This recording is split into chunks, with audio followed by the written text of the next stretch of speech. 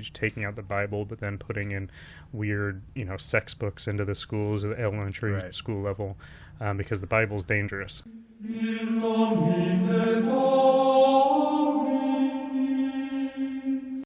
Okay, one of the things that I think I had on my list, I had like family, just in general, but I had divorce. Okay. Yep. And that is something that is unfortunately on the left and the right.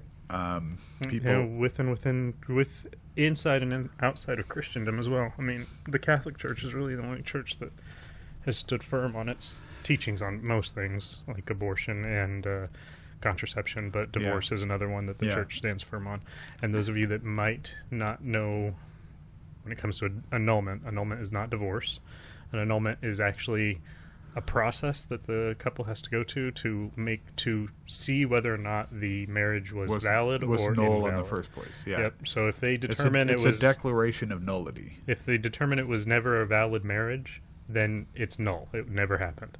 That's the term annulment. Right. But if they do their research and they say, nope, this is a valid marriage, you're not getting out of it from the Catholic perspective. You're still married to that person, and if you remarry, you're now committing adultery. Right. Which is why a lot of people leave the church because of that. Yeah. And they claim that they're now Protestant or whatever, but it's because they know that they're anyway. Stack one sit on top of the other. So that is another area where, marriage has become something no more than a temporary contract. It's more of a step up in dating. It's I'm going to date this person, and everybody first off says, well, you should live with the person first, right? So why wouldn't you? You want to know that you guys work well together. People say sleep together first. They do all these things that are contradictory to what God says. And it's funny because I was thinking about different things on my way home, and popped up in my Bible when I got home.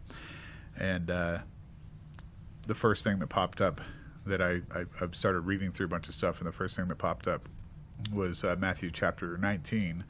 I think it's like 1 through 13 is where Jesus is talking to the Pharisees, and he explains to them what marriage is. And he explains it very basic. It's never to be taken apart. It's never it's between a man and a woman.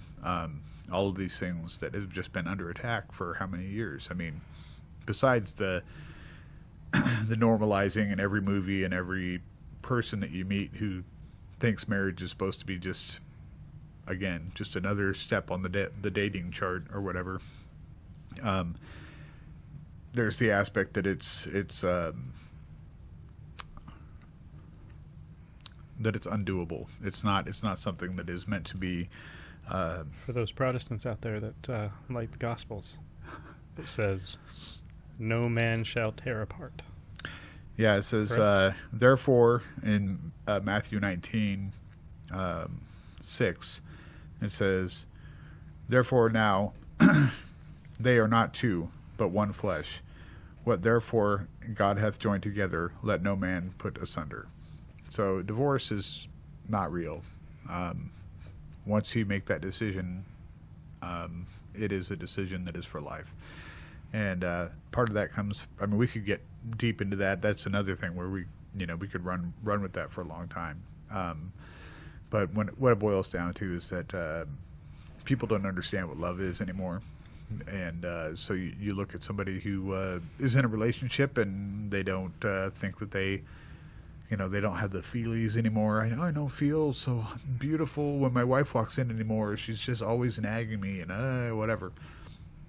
And so they start to focus on nothing but the negatives, and they're looking at how that person can be of use to them rather than how you can be useful to that person. Whether it's just for pleasure, which unfortunately is a lot of relationships nowadays, is just for pleasure. They're not looking at it as, you're not pouring yourself out for that person. So anyway, that is something that is under attack in our common culture and the stuff we see on TV. But it's also under attack in the church, in our government. When Obama said that men and women, or women and men could get married, that was a huge attack. And before that, most Americans were like, yeah, gay marriage, why would you want that? And then he just said, no, it's fine. And pushed it through. And now it's like, I don't know, half of the population was like, it's fine, well, whatever. Or it's there between them, who cares? And that's another attack on what a family's supposed to look like. It's not two dudes, it's not two gals, it's not a guy and a fish. There was a guy that married like a Cadillac. Yeah, there was a guy who married like a anime, Yeah, like AI thing too. What a weeb. I don't know if that's the right word. I think that's the right word. As you touched on stages of love, I think we learned this in marriage prep, which for Catholic wedding you have to do for 9 months. At least here, I don't know if it's different in different dioceses. In each diocese, it's a I think. But yeah, it could be different by that diocese. So you have eros, which is the passionate love, right. which the infatuation. This is what happens when you're dating. You may experience it from time to time as well throughout your life, but it's the more passionate love. But the agape love is what comes after, which is a self-sacrificing love toward one another, which is what breeds the long-lasting marital relationship, right. which is that agape love, being able to self-sacrifice for one another. Right. And as men, you are called to love your wives the way Christ loved his church and lay down your life, right? So yeah. And so you're supposed to pour yourself out. And all of those things, anybody who's listening who thinks that sounds dire and they, it's so horrible, it's a beautiful thing. You're going to go through ups and downs. That's any relationship, even with your best friends. You're going to have people that you like to be around, and then after a while you're like, But with a friend, you can be like, hey, let's take a break for a little while, But with your wife, it's a little bit different. But it is a beautiful thing because that eros, that part comes and goes. It gets more extreme at times, and other times it's a little bit more calm. But then you get to realize all of the other beautiful parts about your spouse and the difficult parts that you have to deal with, and then you get to realize, especially through their eyes, wow, I'm a piece of garbage. You get to realize that you aren't perfect. It's another way to examine yourself in humility and say, okay, I really am falling short here. There's things I need to do better. And so marriage is a blessing all around. And it's really sad that it's in the state that it is in right now. And that is not, sadly, some of the main proponents of not getting married or waiting till you're 40 or just get a divorce over and over and over. As soon as that feeling goes away, I see that all the time, and I don't want to pick on any specific Protestant group, but I do see it in certain Protestant groups where it's you see people who get married and divorced all the time because it's now a temporary thing. Anyway, so that's just another. No, and I'd agree with you. I think that divorce is a good one to bring up when we're talking about this. Like I said, I think we could probably just talk for like 3 hours on all the different attacks on the family, because I think they're numerous, because almost everything evil is an attack on the family, or the familial structure, which makes sense if it's God's structure. If this is the structure that God put into place, man, woman, child, right? Of course, that's going to be the number one target for everything. But you talk about divorce as it being like a degradation of marriage, as well as being able to just be married for the sake of being married to anybody, between anything. Right. You mentioned, I think I'll stick with the analogy of a car and a guy. Yeah. Right? If a car and a guy can get married, then what is marriage? Right? It's obviously not what it was intended to be through the church. It's not what Jesus is talking about over here. Right. There's no I can get married to a Mitsubishi clause in here or anything like that. So yeah, the only other things I'd bring up as far as attacks on family, kind of they still harken back to what we talked about earlier with the leaving out parental consent for abortions and euthanasia, which is also just the indoctrination of kids in general, from a secular perspective. I was going to bring that up, but in a different way, but keep going. Yeah, just like what you said, being where you say 50% of people are like, oh, it doesn't matter if you get divorced, or it doesn't matter if you get Right. if two guys get married. That's being taught from a secular level, and it's starting in places where people are. It's starting in schools, right? Yeah. From a young age, and you can probably take that to an even larger thing on getting into LGBTQ stuff, and how that's indoctrinating kids at a very young age, taking out the Bible, but then putting in weird, sex books into the schools at the elementary Right. school level, because the Bible's dangerous. Right. And 10 Commandments outside. What? and I mean, if your sole purpose is to push a bunch of demonic stuff, then yes, the Bible is dangerous. So you can understand almost why they would want that removed. That's true. So that they can push in the weird sex stuff, right? Yeah. But that was kind of the angle I was going to go for, not the weird sex stuff, but the attack on our children and their minds when it comes through television, when it comes through the phones. The phones right now, it's ridiculous. How many people you see with that blank stare, staring off into a void of nothing, of Right. things that are just The doom scroll. content to absorb content, not creating, not being part of God's. I've been guilty of doom scrolling. The one good Well, me benefit too. of some of my doom scrolling is because I've now exercised all of my algorithms to the point where all I get is Catholic content all the time. So at least my Yeah. doom scrolling is a bunch of Catholic prayers and Yeah, images, yeah, and yeah.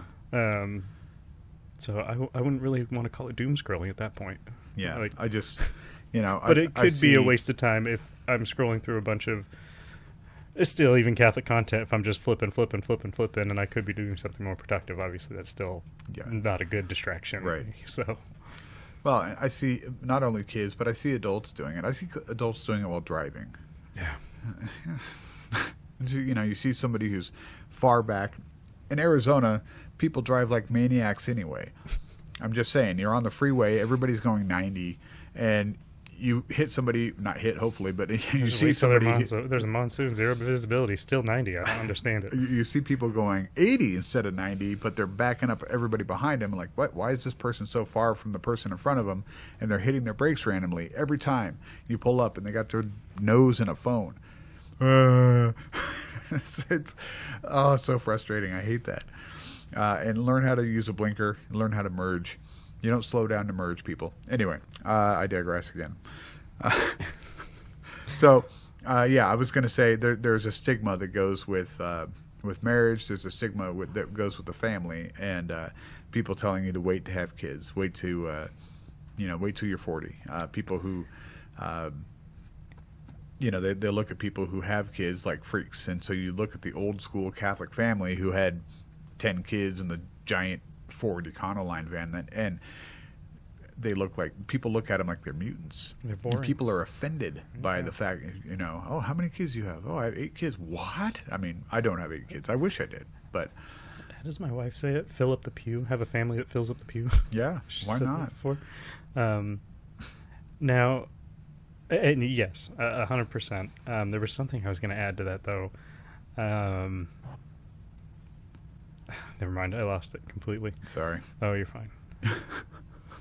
So again, this is kind of a generic or a general overview of how the family is under attack.